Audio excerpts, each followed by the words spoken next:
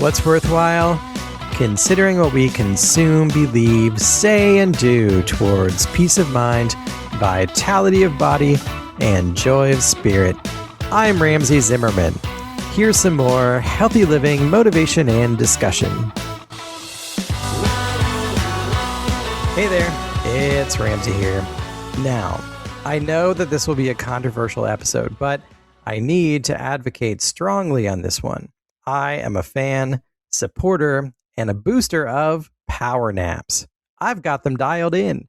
28 minutes. No more, no less. 28 minutes on the timer.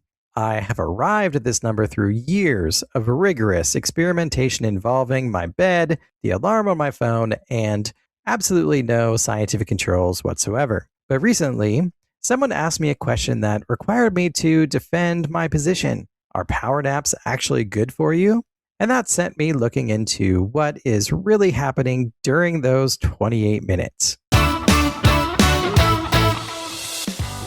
I love afternoon naps. There, I said it. I don't actually take one every day, but I don't know, maybe 3 times a week. Always sometime in the early afternoon. After lunch, I often feel my energy and focus beginning to fade. If my schedule allows it, I'll lie down, set the timer on my phone for 28 minutes, close my eyes, and check out for a little while. Most of the time, I wake up feeling remarkably better. In terms of the timing, if I nap more than half an hour, I wake up groggy and riddled with guilt over lost productive time. Some days I don't have a full 28 minutes, so I'll just close my eyes for 15 or 20, but usually I don't feel like I actually fell asleep. The other day, one of my clients asked me what I thought about power naps. Specifically, he asked me how long they should be and if they were effective in the middle of the day. I knew what worked for me, but then I was curious what works for other people, so I looked into it. For people on a typical daytime schedule, research generally supports the usefulness of brief daytime naps. The Centers for Disease Control and Prevention's National Institute for Occupational Safety and Health recommends a brief nap of less than about 20 minutes of actual sleep for daytime workers. They say short naps can improve alertness for a couple of hours afterwards, generally with less risk of the grogginess that can accompany longer naps. That grogginess has a name: sleep inertia. As we sleep, we move through different stages. As sleep becomes deeper, waking up can become more difficult. If we wake from deeper sleep, our thinking and reaction time can temporarily be impaired. We may feel disoriented and sluggish while our brain makes the transition back into wakefulness. That is one reason short naps can work so well. You're trying to get enough actual sleep to receive some of its restorative benefits without getting so deeply asleep that waking up becomes its own project. Which brings me back to my 28 minutes. The experts say 15 to 20 minutes. Obviously, I know that I'm right, so there must be an explanation. Got it. It probably takes me 5 or 10 minutes to actually fall asleep. The 28 minutes on the timer accounts for this. I do actually know what I'm doing. There's also a reason that early afternoon is such a natural time for me to want that nap. We sometimes blame afternoon sleepiness entirely on lunch. Eat too much, blood sugar rises and falls, and suddenly we want to melt into our chairs. Food absolutely does affect our energy. What and how much we eat matters. But there's something else going on too. Part of our circadian rhythm includes a natural decrease in alertness during the afternoon. In other words, maybe I get sleepy in the afternoon because I ate lunch, and sometimes I get sleepy in the afternoon because it is in the afternoon. That distinction matters to me because I've spent a lot of time thinking about what to eat, what order to eat it in, and how much to eat. But here I'm learning that the afternoon slump is just part of the expected schedule. I also obsess about coffee and about how caffeine works on our bodies. The longer we're awake, the greater our pressure for sleep becomes. A chemical called adenosine is involved in that process. When adenosine builds up, it contributes to that growing feeling of sleepiness. Caffeine affects adenosine signaling.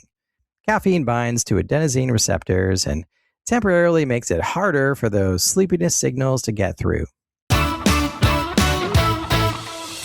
We all feel it, the pressure to perform, keep up, move faster, all while staying present and connecting with our loved ones. It's a lot, I know. So join me live, weekly on Zoom, Tuesdays at noon Pacific time for sessions of Better Before Burnout, waking, eating, moving, and sleeping to beat stress and bring vitality. These sessions are interactive and customized. Each time, I go through the foundations of establishing vitality that carry you through your days and calm your sleep through your nights. I also focus in on particular practical strategies. Learn more and register online by visiting whatsworthwhile.net/better. Don't forget to use coupon code BLASTOFF for one free session. Which brings me to something I learned today. Coffee napping. Yes! Apparently, that is a thing. It is also affectionately called having a nappuccino. The basic idea is surprisingly simple. Instead of taking a short nap and then drinking your coffee afterward, you pound a coffee immediately before the nap. Then you lie down and take a short nap around 20 minutes. You see, caffeine does not act instantaneously. It takes some time. So the idea is to get a bit of actual sleep while the caffeine is kicking in. Then you wake up when the caffeine is exerting more of its effects. You get the benefit of the short nap and the caffeine all in one, a cute little combo, a nappuccino. And when I learned this, I suddenly remembered something. A few times I've decided to power through my afternoon with no nap, so started drinking my coffee, but then I started getting sleepy. Maybe halfway through the cup, I thought, that was a fail. I relented, set the timer, and hit the pillow. But something interesting happened. I woke up before my alarm, and I felt good. Basically, I had a nappuccino before knowing there was such a thing. And there is actually some research behind this. Combining caffeine with a short nap has been studied as a way to improve alertness and reduce some of the grogginess that can follow sleep. I suppose I am duty-bound to offer some disclaimers. First, a power nap is not a substitute for adequate nighttime sleep. If you are chronically exhausted because you are not getting enough good sleep at night, 20 minutes on the couch is not going to fix that. Also, caffeine lasts a long time in the body, so timing matters. A coffee nap early in the afternoon is very different from drinking coffee and going to sleep at 5 o'clock, especially if you want to sleep again that night. So, I think I'll probably lean into those coffee naps more often. It worked great today, by the way. Here's the thing. Rest is not the opposite of productivity. Sometimes the productive thing is to recognize that our energy naturally rises and falls, listen to what our bodies are telling us, and respond intelligently instead of simply demanding more. We need good nighttime sleep. We need good nutrition. We need movement. We need to manage stress.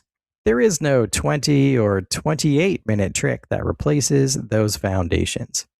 But on an ordinary afternoon, when my eyes are getting heavy and my brain is beginning to wander, I love a good nap and a good cup of coffee. But apparently, I should drink the coffee first. And for today, that is enough. Ready for more? Visit whatsworthwhile.net to listen to podcast episodes, master your response to stress by reading my book, Stress Response, available through Amazon, or to get better before burnout sets in by requesting the free guide. Regardless of where you are in your journey, I'd love to hear from you and talk about how we might move forward together. Please contact me, Ramsey Zimmerman, through the website or on social media like Instagram, Facebook, LinkedIn, or X. Thanks.